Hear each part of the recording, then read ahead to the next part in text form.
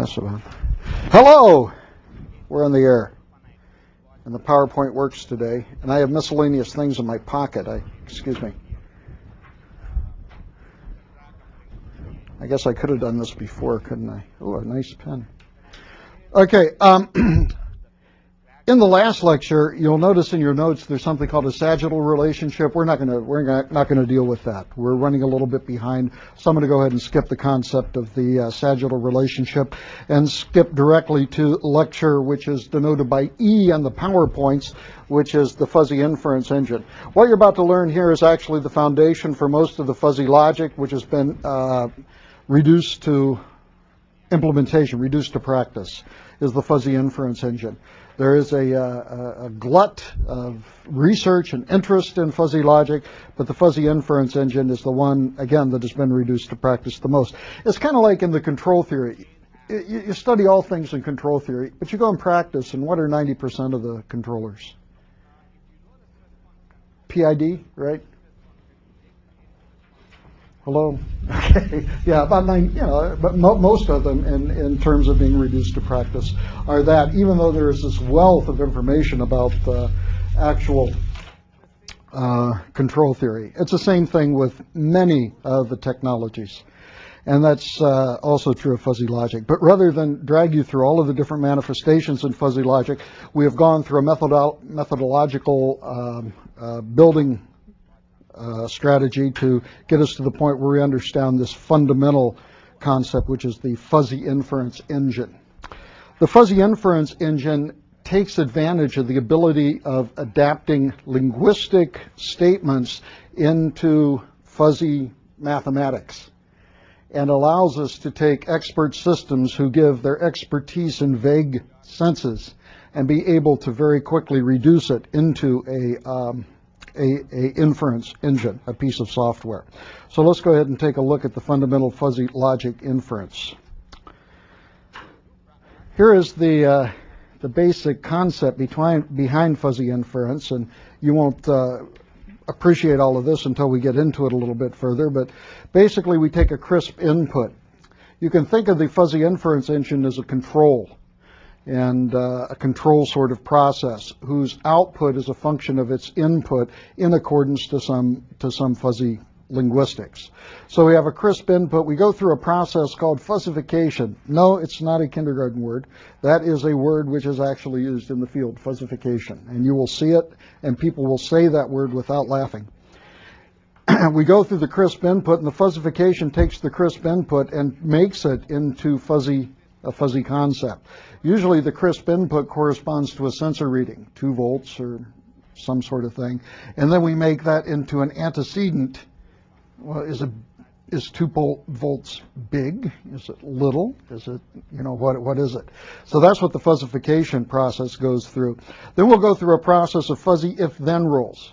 And the fuzzy if-then rules read something like if the car is backing up quickly and the acceleration of the backup is large, then you want to slow down quickly. You see the fuzzy inference. So there are those sorts of fuzzy if-then rules that are incorporated into the rules. The rules are then evaluated in accordance to the fuzzified crisp input, and then, yes, another word which we can say without smiling, defuzzification, occurs to get us a crisp output. We as engineers don't care if the output is big or whatever. We're actually interested in a numerical result in the output. So these are the actual processes which we're going to go through in learning about the fuzzy inference engine. So let's take a look at that. Okay, here's the example we're going to use. Can you read that? I hope you printed out the notes. It says, assume that we need to evaluate student applicants based on their GPA and GRE scores. So what I'm going to do is I'm going to make an expert engine for the graduate admissions committee to admit students based on their GRE and their GPA. Okay? So that's what I would like to do. It's definitely a heuristic sort of operation. And for simplicity, let's have 3 categories for each score. That is, we're going to have 3 categories for the GPA and 3 categories for the GRE. We're going to have high, medium, and low GPAs and high, medium, and low GREs. We have to define what we mean by that, but let's assume that those are indeed our categories. And let's assume that the decision, that is, of the student being successful in graduate school, is excellent, very good, good, fair, or poor. And what's fun about this exercise is you can go through it with your undergraduate GPAs and your GREs and see how you do. Okay? An expert will associate the decision to the GPA and GRE score, and they are then tabulated. So you understand what we want to do. We want to make a box where we put in the GPA and the GRE, and the output of the box is whether the student is going to be excellent, very good, good, fair, or poor. That's going to be the output of the box. And in the middle of the box is going to be an expert system, which is programmed by the experience of professors that sit a lot on committees, admission committees. So let's talk then about the fuzzy if-then rules. These are the rules which can be linguistically stated by the expert, in this case the admission committee. We have things such as the following. If the GRE is high and the GPA is high, then the student will be excellent. That's kind of a no-brainer, that's true. And we can do another one. If the GRE is low and the GPA is high, then the student will be fair.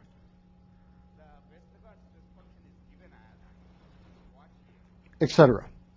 And I think you can see that we can have these if-then rules covering all of the possibilities. Notice possibilities, not probabilities. All of the possibilities of the GRE and the GPA. Now, there's names for these things, and let's talk about the names. First of all, we have fuzzy linguistic variables. These are the fuzzy linguistic variables that we learned about. We have the concept of lent. This isn't lining up. It lined up on mine. Nothing? Okay, well, do these line up on yours? Okay. Well, let me just bring them all out and we'll just see what happens. Okay, they did on some. Maybe it's a problem with me. Anyway, the concept of high, high, excellent, low, high, and fair are all what? Fuzzy linguistic variables. They are vague, yet when we communicate, when I say, man, this guy has a really high GPA, we can talk and that means something between us, right? Even though we're not talking about a specific score. And then there's the fuzzy logic. Notice the fuzzy logic in here. We have the fuzzy logic of the and. It's difficult to see on the screen here because of the colors I chose.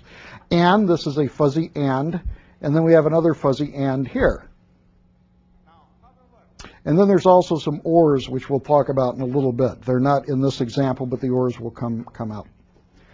The ors will link, for example, all of the things that are fair.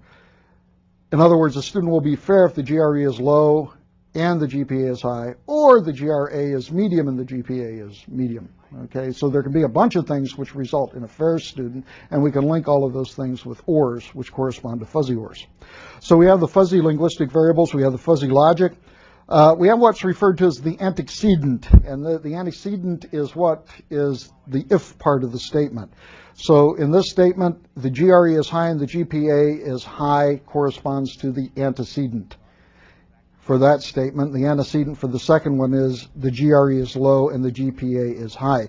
The antecedent precedes it's the if part of the if-then statement, and it precedes the conclusion. The conclusion is referred to as a consequent. And the consequent in this case for the fuzzy if-then rules are the student will be excellent and the student will be fair. This is a consequent of the inputs. In other words, we can think of the antecedent as corresponding in a system sort of sense of controlling the input, and the consequent is controlling the corresponding output. So let's see how we capture these. We capture these also actually in what's referred to as a fuzzy rule table.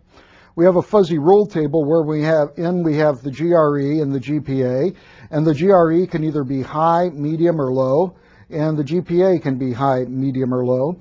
And we read the fuzzy table as follows. If the student's GPA is high and his GRE is high, then the student is excellent. If the GPA is high and the GRE is medium, then the student will be very good. If the GPA is low and the GRE is high, then the student will be fair. Okay? Actually, that's not true, but we're going to assume that it is true. If the GPA is high and the GRE is low, the student will be fair.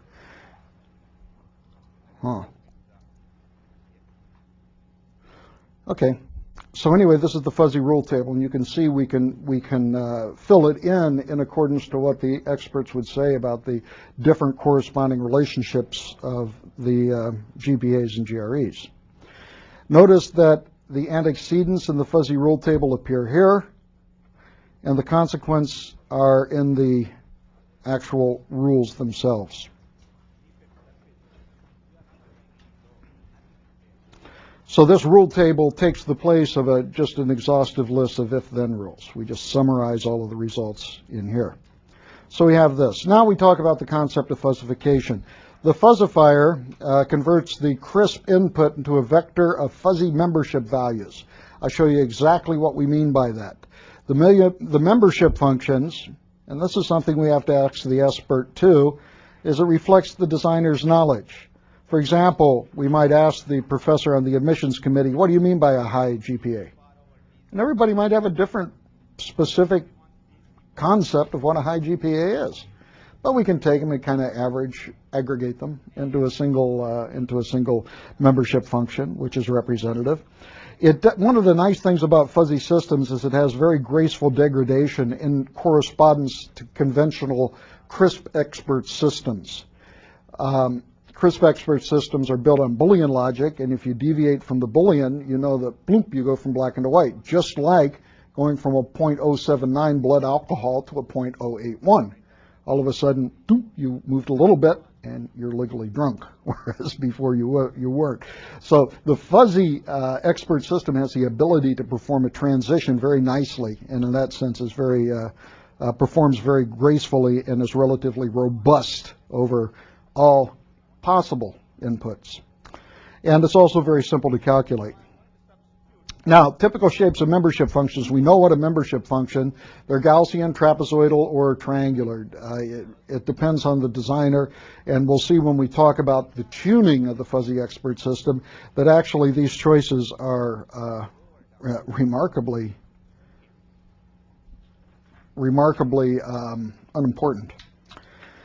Okay, let's talk then about the membership function of the GRE. We have categorized, we have tessellated in a fuzzy sense all of the possible GREs into low, medium, high. We have to define what we mean by these different membership functions. So here we have the membership function for the low GRE, and the GREs. What do you get in GREs? It's 800 apiece, 2,400?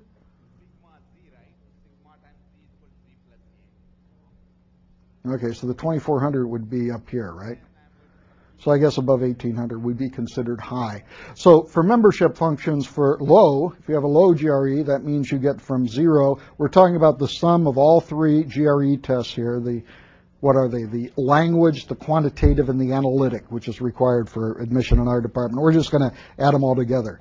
Could you make another fuzzy expert system based on individual scores? Sure you could. We've just chosen to pile them up here together. So we have the membership function for the GRE, and it's low if you got between 0 and 800, then it begins tapering off. So you're 100% low if you're in this class, and then you begin to taper off. The medium, the membership function, is this membership function. That's the membership function for medium.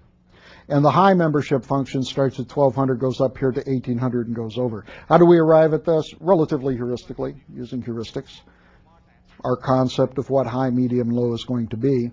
And then here we say that we take a crisp input and we translate it into a vector of fuzzy values. For example, we would take the actual measurement of the GRE and we would look at its membership function in low, medium, and high. For example, suppose a student had a GRE of 1,200. Then the membership function in low is what? 0. The membership in medium is 1, and the membership in high is 0.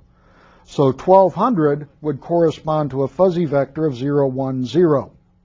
And you can see every number on here would correspond to a 3-member vector corresponding to the relative membership of each of these components. If we had 1800, for example, it would be what, 001, right? And it would be 001 if it was 2000. If it were, what's halfway between here? 12. If it were 1400, it would be 0, 1 half, 1 half would be the membership function. Because it would be 0 in the low, right? It would be 1 half in the medium, and it would be 1 half in the high. So it would be 0, 1 half, 1 half. Does that make sense? Relatively straightforward. Okay? So this is what we mean by fuzzification, is looking at the actual crisp measurement and then categorizing it in its relative fuzzy components according to some membership functions which we design. In a similar fashion, we can do the same thing with the GPA. Here's the GPA 3.8. You know, I talked to a guy, where was it? I think it was HP. They did a study of graduate students that they hired, and they found out that their productivity as graduate students as a function of GPA went up to about a 3.9, then it dropped off. So we should maybe revise our membership functions here, right, to have them come down. So anyway, this is GPA. 3.0 is medium for undergraduate work, maybe. And here is the 3 membership functions for low, medium, and high. Now the question arises, why do we use 3? This is part of the design of the fuzzy system. In fact, what you could do is if you went to an infinite number of membership functions, you would actually come up with a non-fuzzy system. You would come up with a crisp rule system.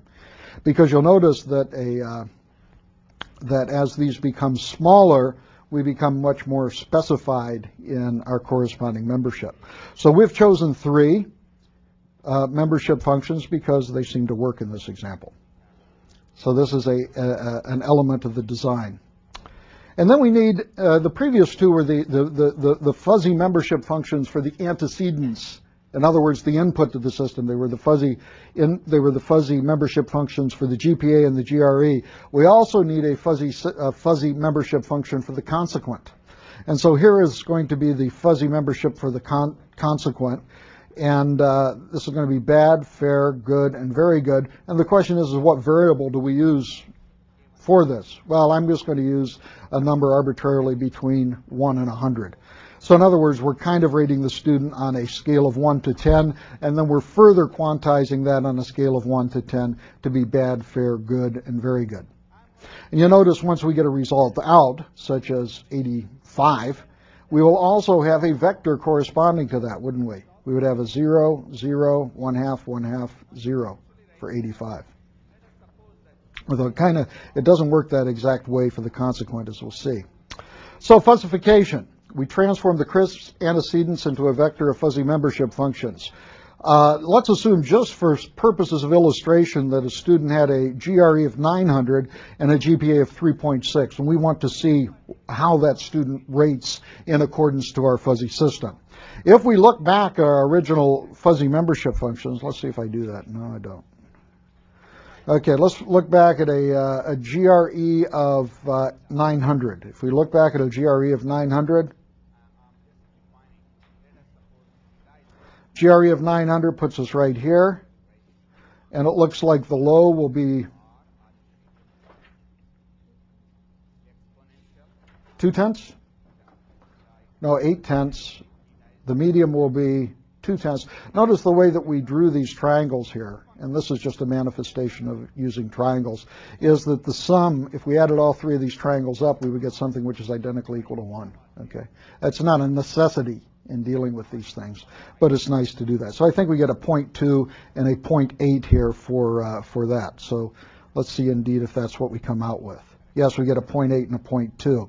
In a similar fashion for the 3.6, a GPA of a 3.6, if we go back 2 slides, we see that the 3.6 is right here, which looks something that is going to be kind of low in the medium category, and it's going to be high in the high category region. So it's whatever the 3.6 is here and the numbers which are read by doing that. According to what I have here, the medium is a 0.6 and the high is a 0.4 for a 3.6. So this is the fuzzification process. This takes the crisp value of 900 and translates it into a vector of 3 fuzzy membership vectors, and likewise takes the GPA of 3.6 and translates it into a vector of 3 fuzzy membership functions.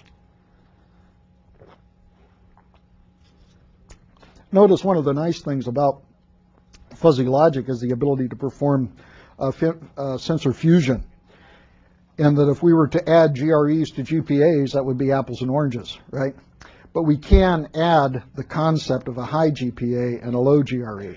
Those are equal units because the membership functions have equal units. So that's an interesting thing also. So let's get back to here. We have these GREs. Now what we need to do is we need to look at our original table.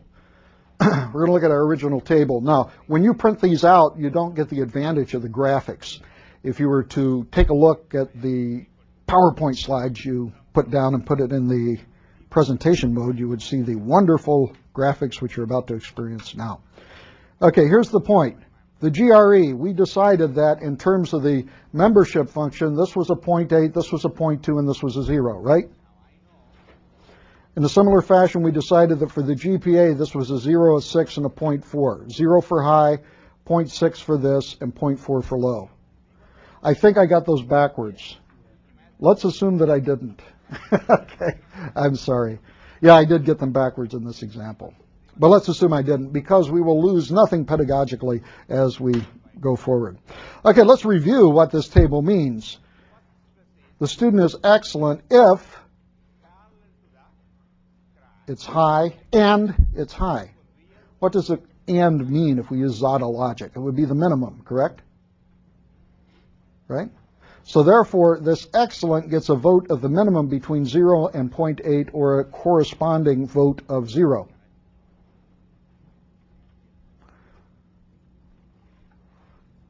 So it would get a vote of 0 here. Does that make sense? In a similar fashion, very good.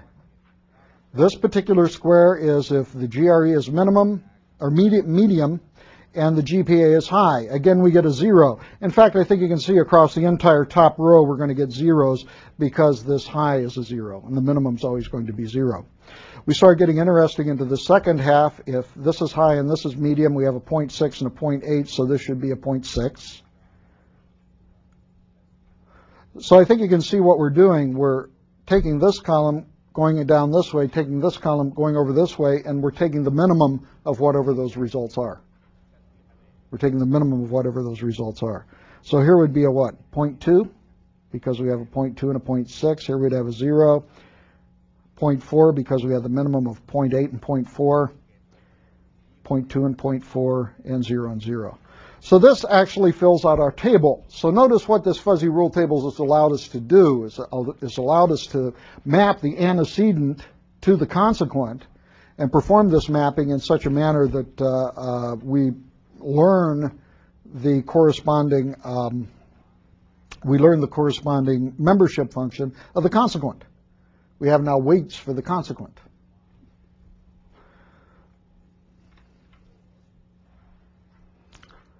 Now, let's interpret this. We're going to interpret this, the consequent. We've filled out the table. Now we're going to interpret the result here. One of the ways to do this is as follows. The student is good if the GRA is high and the GPA is median. In other words, it's good if this is true, right? Or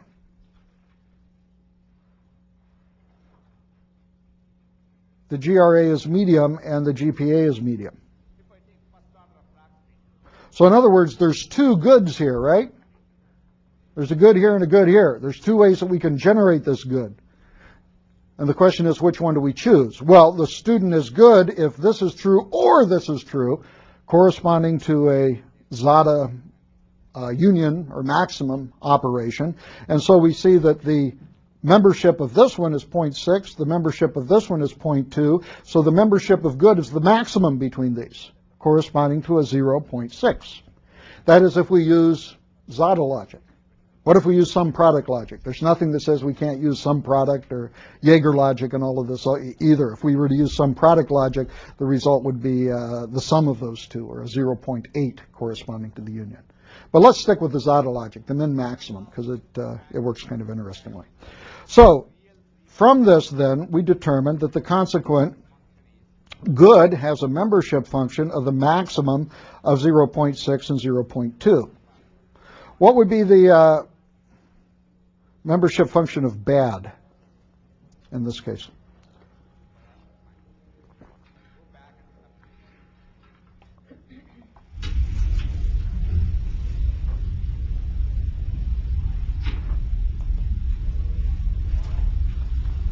It's either very easy or very hard. Or you can't read the screen. Okay, well, there's three places for bad. Bad, bad, bad. Right? This one has a value of 0, this one has a value of 0, this one has a value of 0.2. So for the entire output, what should be the weighting, if you will, or the membership of bad? The maximum of those. Because the output is bad if this is true, or this is true, or this is true. Or Zada corresponds to a maximum, so we take the maximum of this, this, and this. With fair, we have only two. We have these two for fair. So the output is 0.4 for fair, and there's only one for excellent, and this poor guy missed that altogether since that's a 0. So you can see that we can go through, and for each of the categories of the consequent, we can assign a corresponding membership or a corresponding weight. Now, one of the interesting things is that these weights do not need to add up to 1. There's nothing that says they have to add up to 1. They can add up to just about anything. There's no problem with whatever they add up to. So, we've decided that mu excellent is 0, corresponding to this result. That mu, the membership function in very good, I forgot very good, is 0 also, because there's just one place for very good in the truth table. The membership function for fair is the maximum of these two, as we said, 0 and 0.4. In a similar fashion, we have the membership function for good as being the maximum of these two, which is 0.6. And then the maximum for bad is the maximum of these three, which is 0.2. So we have been able to assign to each consequent fuzzy linguistic variable a corresponding weight. Now, what we have to do, let me go back to here. What we have to do is we have weights for all of these membership functions. But, you know, as an admission committee, I don't care about all of these weights. I want one final result. I don't care about the membership in this and the membership in that. I want to know if that student is bad, good, fair, good, no, bad, fair, good, very good, or excellent. I want to know one of those categories, and I don't want you messing around with all of this fuzzy membership stuff because I don't understand that. I do understand on a scale of 1 to 10 how they would do, so you have to translate back. So you see now we're doing exactly the opposite we did in the beginning. In the beginning we took that crisp antecedent and we made it into a fuzzy vector, right? Then we did our fuzzy magic with the rule table, and now we have a fuzzy vector for the output. What do you think we have to do with that fuzzy vector? We have to translate that back into a crisp number corresponding to defuzzifying, taking the vector and making it back into a crisp way of doing it. Now, this actually corresponds to a number of different ways of doing. There are a number of different ways of actually performing defuzzification. Let me show you one way. If you remember, I've had the original membership functions, and what I have done is I've taken each membership function and I have weighted it by its corresponding result, such as good was 0.6, you remember, so I've taken this triangle and I have weighted it before it went up to 1. Now I've weighted it by a 0.6, so it's smaller. This other triangle here I've weighted by a 0.4 since that's what fair was, and the bad I've weighted by 0.2. The excellent and the very good got 0 weightings, so those curves have been totally smashed down. Now what I am going to do in the next step of defuzzification is I'm going to add these three curves together. And so I'm going to take these curves and I'm going to add them together, and if I add them together I get actually the result under the yellow here, and this corresponds to a curve And what I'm going to do is take the center of mass of that curve. And that center of mass of that curve is where that curve balances. I think I screwed it up here. It looks like that should be over here a little bit. But this is supposed to be a little hand balancing it because the center of mass, or kind of like the mean if you're talking about a probability density function, is from statics the place where if you cut this out of a piece of plywood where the actual thing would balance. And it's a measure of central tendency. That's what we're trying to do. We're trying to get a measure of central tendency of all of these consequent membership functions in order to represent the final solution that we have. So we can do that, and we can find the result and say the result is here, and it turns out to be 72. So we tell the guy, well, on a scale of 1 to 10, this guy has a 71, or a 7.1 on a scale of 1 to 10 as being excellent.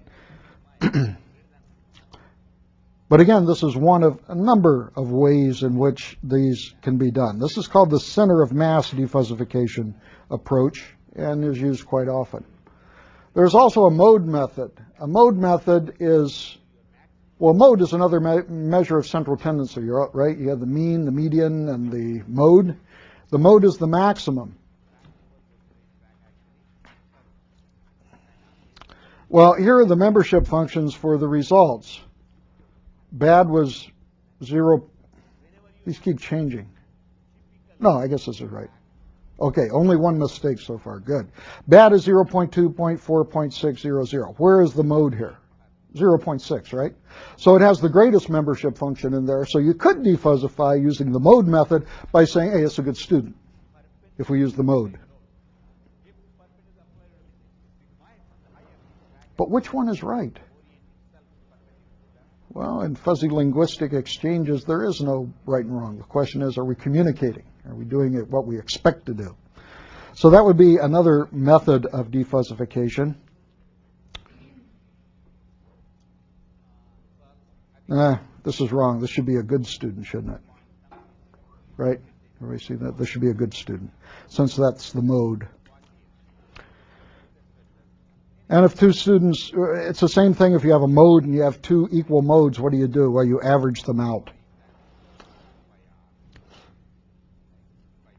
There's also the, this is the defuzzification technique which I've seen used most often. It's kind of, what can we call it? Cut off the top method. Cut off the top method. Now the cut off the top method is as follows. We start with our original membership functions.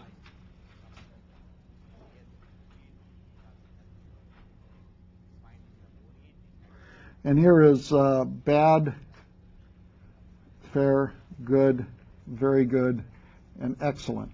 And if you remember, the membership function in our example is 0.2, 0.4, 0.6, 0, and 0. That was the result. Now, the chop off the top method basically does the following. It comes in here at a 0.2, and it chops this off. By the way, one of the nice things about using triangular membership functions, if you're programming, is you can use integer sort of math.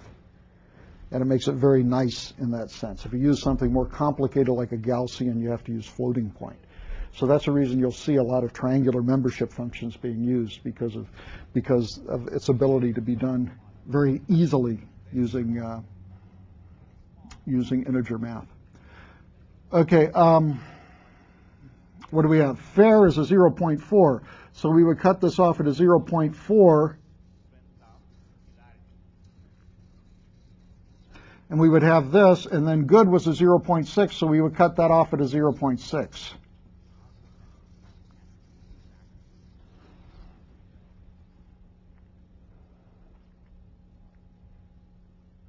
And then the nice thing about this, in this case, what we do is we add the curves, and we take the center of mass. So just like before, we're weighting it in a different way. Instead of actually weighting the curves, we're just chopping the top off. And if you're writing software to do this, you might choose a technique which you find is easy to program. I think that's a motivation for a lot of these. But I think you can see you could add these curves together and you could find the point of mass here where the thing balanced. That would be your corresponding defuzzification then. Okay? So the entire concept of the defuzzification for the consequent is to look at the memberships for the consequence, look at them in relationship with their corresponding membership functions, and in some way come out with a measure of central tendency for those results. Common ways of doing it are the weighting factor the weighting technique that we looked at on the slides. This cut off the top technique is used quite extensively, and there's a number of others. I'm sure you could come up with others. You could use the median, for example, if you so desired. So that is the concept of defuzzification. So let's review exactly what we've done. It's actually not a lot of brain surgery, and when you look at it and understand the foundations of fuzzy logic, it's almost a transparent sort of operation. We have fuzzy if-then rules, fuzzy in the sense that the if-then rules are specified in terms of fuzzy linguistic variables, such as high, big, small, fast, slow. From them, we need to quantify the membership functions for what we mean by the fuzzy linguistic variables. Once we do that, we have our system in operation. We take whatever the crisp value is for the antecedent, the input. We fuzzify them into vectors. We fill out the truth table, or the membership table, if you will, of the fuzzy membership. And then we need to take this and we need to ascertain the membership or the weight of each one of the consequent membership functions, of good, bad, and many times you'll have different elements in here and you have to combine them together with a fuzzy OR. Once you have this and you have your fuzzy you have your fuzzy membership functions for your consequent, it's simply a matter of taking those weights, putting them on the membership function, and in some way finding a method to defuzzify, a method of central tendency in order to come up with a single crisp number. And that is the basic concept of fuzzy logic and fuzzy inference, and the fuzzy inference engine, which is used in numerous appliances. Let me show you an example. The one previously was more of an example of a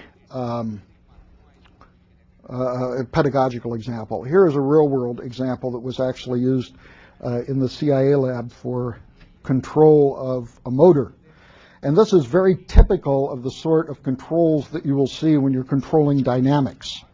And you're controlling dynamics in correspondence to a certain trajectory, so that you can look at where you're at and where you want to be and establish an error to correct it. In other words, it's a classic feedback system. So we have an input, and then we have an output, then we have a target, and then what we would like to do is we would like to take the difference. This is what you got, this is what you want. We'd like to take the difference, this error, and we would like to feed it back through some sort of fuzzy control.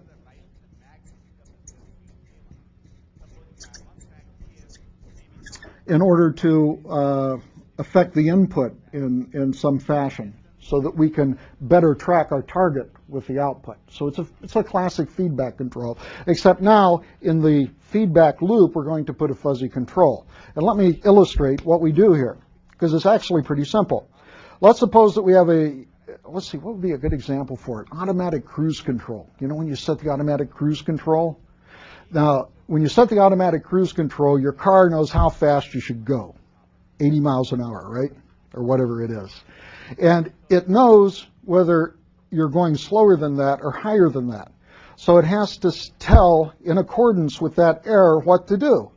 Whether to turn off the accelerator or to put on the brakes. Let's assume that the brakes work. Now, we're going to be able to control two parameters, and the two parameters here are actually the output, the error. Here's the error. And we also have a delay. Say this is a discrete control, so we have a delay of 1 unit. And we can come down here and we can add the error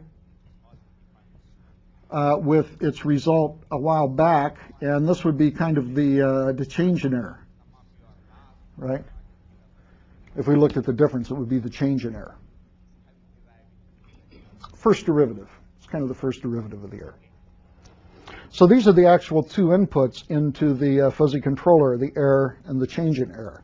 And this technique can be applied to a number of control systems where you know exactly what your target is. And your target can be static, as is in the case with the automatic cruise control, or it can be dynamic. You can actually be changing, and the target can be changing with respect to time.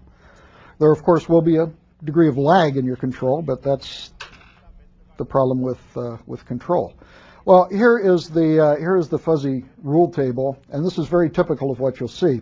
You'll see the error here and the change of error, and then the fuzzy linguistic variables you'll see are typically talked about in the following manner. This is 0, small positive, medium positive, large positive. Small negative, medium negative, large negative. That's what we mean by that. So we have this fuzzy membership functions for the change in error. We also have the fuzzy membership functions for the error. From this, we can put together a rule table. Well, let's see. If your change in error is large negative and your error is large negative, well, you better make a large negative correction in your control, right? If it's 0 and 0, you'll have it 0.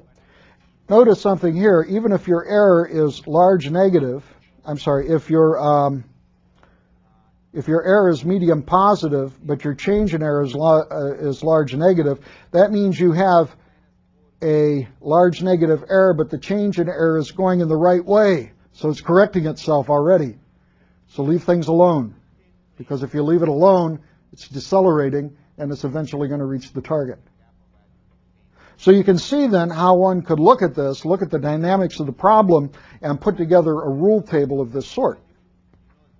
And some of it is indeed trial and error, but a lot of it is just straightforward horse sense, because we can see a number of things. And one of the things is that the table is kind of monotonic as it sweeps diagonally from the low negative to the large positive. I'm looking at the consequences now, right? Because all of these kind of tend to cancel each other out. And with some exceptions, for example, on the result here, we see that the 0 goes into a small negative, and the 0 actually jumps over here and begins to go up. But the rule table, nevertheless, does make a lot of sense in terms of controlling the plant in accordance to the error and the change in error. Well, I think you can see what we can do with this.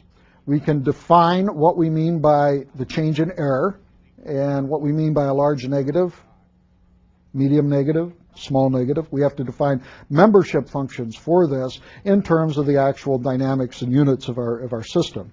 And this was the one that was used, this was actually one of Professor El-Shikari's students that came up with the following membership functions that he found out worked really, really well.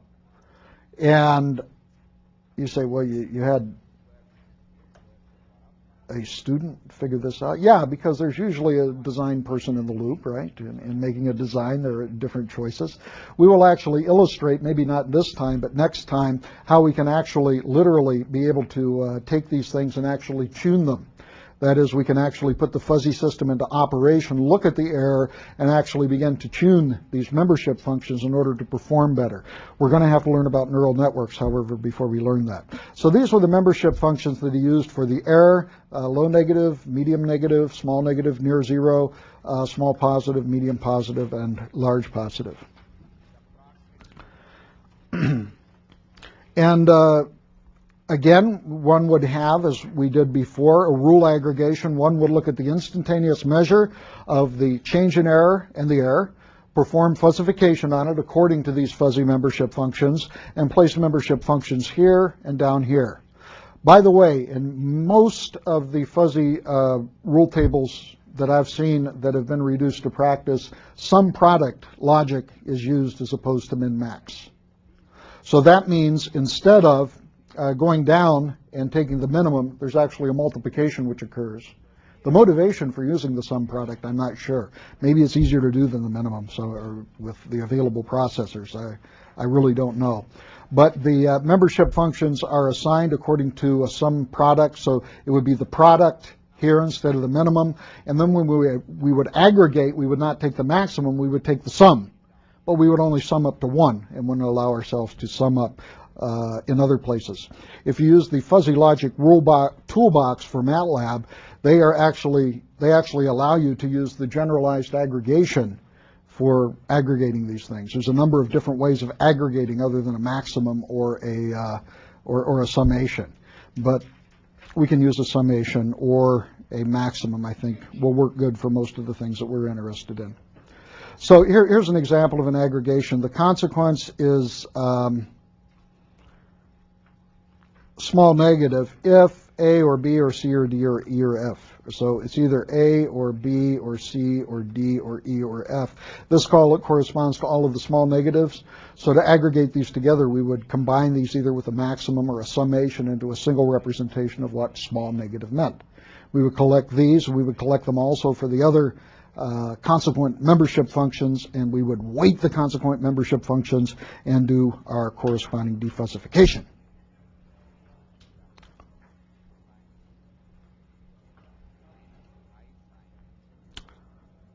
So this is the idea of using a general aggregator instead of the maximum.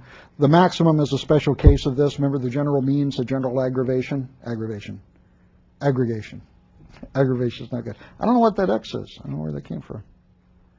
Oh, I know what that is. That, I think, was in its former life a vector top for this, which got used a different way. So actually a number of aggregations could be used. And again, this is made available on the MATLAB toolbox.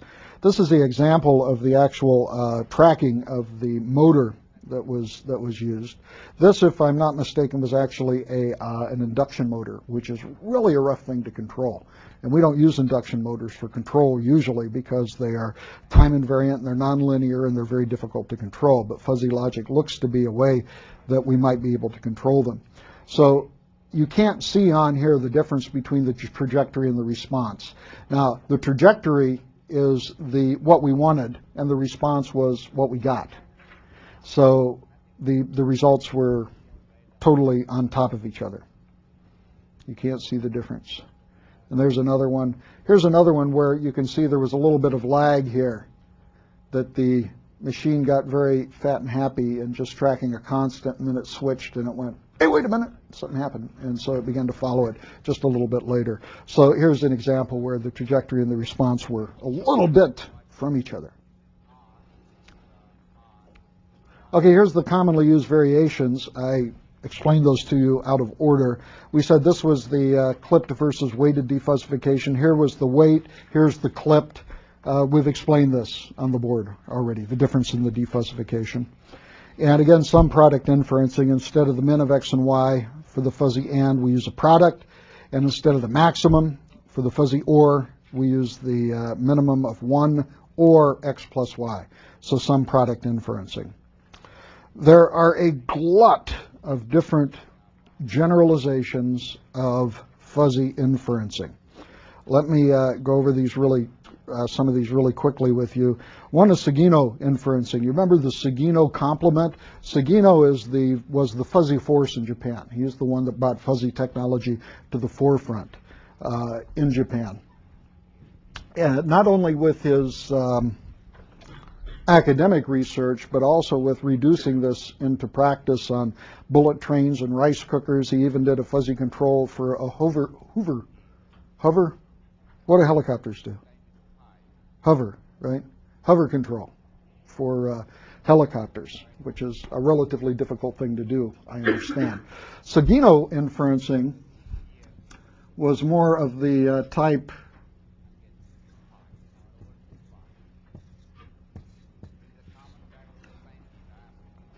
he would actually do if it was negative and negative, he actually had an equation in here. You use this equation. If this and this, well, you use another equation. If this and this, you would use another equation. So actually equations took the place in here. And in the process of tuning the fuzzy system for Sugino logic, one was able to tune these parameters. Anytime you have a free parameter, it's a parameter that you can tune some way, either randomly or by an intelligent search. So these were parameterized functions, typically linear, And with this, he was able to show a number of things. One of the problems with fuzzy control initially was that there was no method known to establish the stability of the control system. You'll notice that the control system for fuzzy, even though it's very intuitive, is nonlinear. It is nonlinear. The response of the sum is not necessarily the sum of the responses, which is a requirement for linearity. And if you double the input, you need not necessarily double the output. It is a type of nonlinear control. So therefore, all of the methods that we use for stability of nonlinear control go out the window. And we have to be able to use different techniques. Seguino, to my understanding, was the first by using this technique and using AX plus B, CX plus D, was able to actually show that a fuzzy control, if we use this sort of inferencing, corresponded to a piecewise linear system, depending on where your antecedent was, and then was able to invoke some classical control theory in order to show that this type of fuzzy system was stable.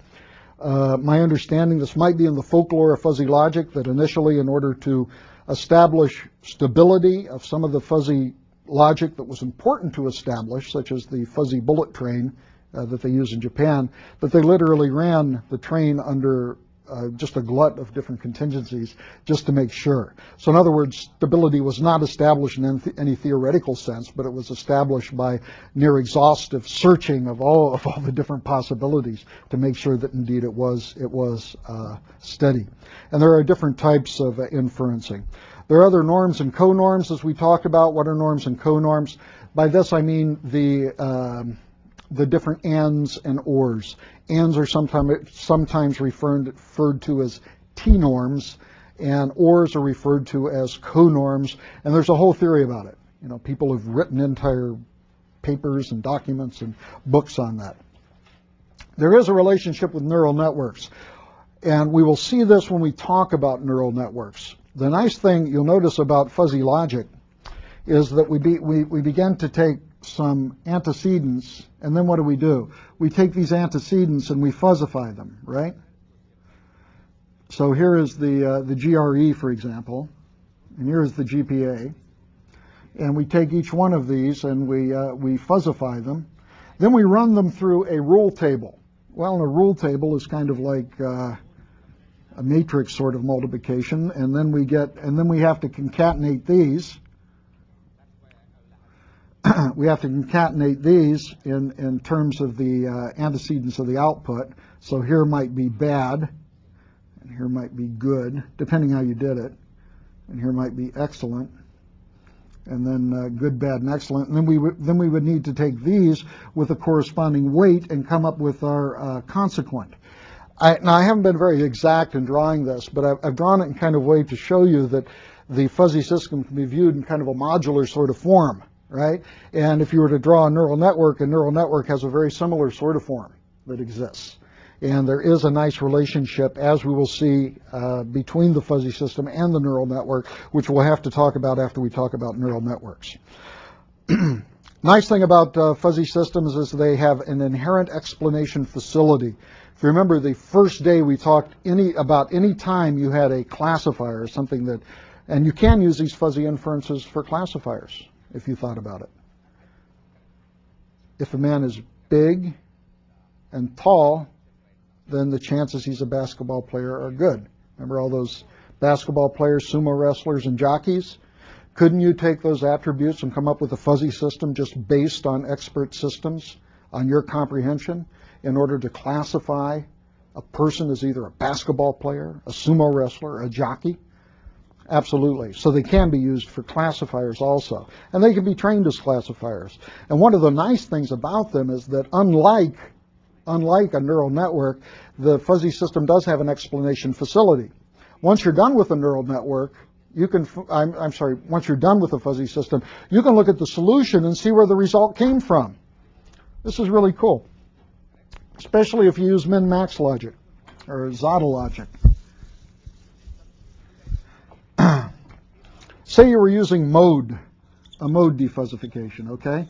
If you're using a mode defuzzification, that mode defuzzification came from bad, good, fair, very good, and excellent, right? Now this mode came from one of those, didn't it? Had to come from one of them. Let's assume that it came from this one.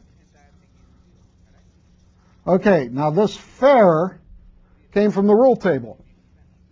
There was in the rule table a fair, and a fair, and this came from, if we were to use Zada logic, from the maximum of these, right? And which one of those was a maximum? One of those was the maximum that gave rise to this result, correct? Maybe it was this one. Maybe this is the one that gave the maximum rise to the result. Okay, well, if that's true, and this gave rise to this, which gave rise to this, then this came from an antecedent, say the GRE here, the GRE of medium, and the GPA of, I don't know, say very good or something like that. And this was either the minimum of this or this, right? This was the minimum of this or this. And say it was the minimum of this. So we know that this mode result can be traced uniquely back to this one fuzzy membership function. So we have a very nice way of tracing the result back to the input. Let me go through this again. Let me go through it forward and then we'll go through it backward. Here is the fuzzy inference engine. We have the antecedent, the GRA and the GPA, right? Then we have a table where we put in fares and goods and stuff. We fuzzify and we fill in the tables. I'm only going to fill in the fares here. Once we get all the fares, we aggregate all of the fares down, and then we take the mode of everything, and I'm assuming that fare is the mode result, and so we get down here to the mode. That is the fuzzy inference engine. Notice it's totally reversible using the min-max logic. The mode came specifically from one of these, which was the maximum. This one came from one of these, which was the maximum. Suppose this was the maximum. This one was equal to the minimum of this one or this one. So suppose this one was a minimum of this one. So all of a sudden we can trace this consequent directly back into the input. A very nice forward and backward explanation facility. This turns out to be very, very nice in terms of tuning, because if we know an output, we can figure out what input gave rise to that output. And if we have an error, we can go back and twiddle this to reduce that error and to make it a little bit better. Now, you can do this with a man-in-the-loop, if you will, or you can do it automatically using some iteration techniques, some optimization techniques that we'll talk about when we begin to talk about neural networks. So that's another nice thing about the fuzzy inference engine. You can teach a fuzzy system, and you can tune a fuzzy system. Specifically, there are techniques wherein if you simply have a database and you specify some parameters, the tessellation of the membership rules, like I want 10 or 20 antecedent membership rules. And it will take the data, and if you have a corresponding output to it, would actually generate a fuzzy system which emulates your database in an input-output sense, much like a neural network. And then even if you don't do that, even if you put one of these things together using a heuristics, that result can be tuned. And it can be tuned much like we talked about it up here, because you can look at what you have, the difference between what you have and what you want, and you can use that error to kind of twiddle things and go back here and change what gave this error, so that the next time you see that data, you won't have as big an error again. This is oversimplified, I should say. Using the mode is usually not a good idea, but it's easiest to explain going backwards with the mode. We can use the mean or the weighted sort of things best. So do you think you kind of understand the fuzzy inference engine? It is really kind of simple. It's relatively straightforward in terms of its use and interpretation once you have the fuzzy logic rules before you. Okay. Any questions at all? Yeah. You said you were able to go back from, given an output, we're able to go back, but there's many different situations that could have been the case to result in like a fair output. Yes. So how is that reversible then? So it's not a one-to-one relationship. So. Okay, that's a good point. This is only for a given input-output pair. Okay, it's not general. You can't take fair here and do what I did. I have to know the input and I get the output. And say I set up my expert system. And I found out that with my expert system that I put in this and this, and I got out a student that was good. But I look back in here and I say, you know, I don't want good. This should be a fair student. Something's wrong here. It just isn't working the way that I thought it should work. I should tweak it. What I can do for that one student is I can go back here and I can change the membership function or the rule or something else which gave me that result which I don't like. I can tune it a little bit. But you're right, it's only for that input-output pair that it can be done. And of course, if you do it for this input-output pair, you might screw up another one down the line too. So it's a continual process learning, but there are ways to take care of that in terms of teaching and supervised learning, which we'll learn also. Any other questions? Okay, being none, we'll just go ahead and call it a day and enjoy the snow.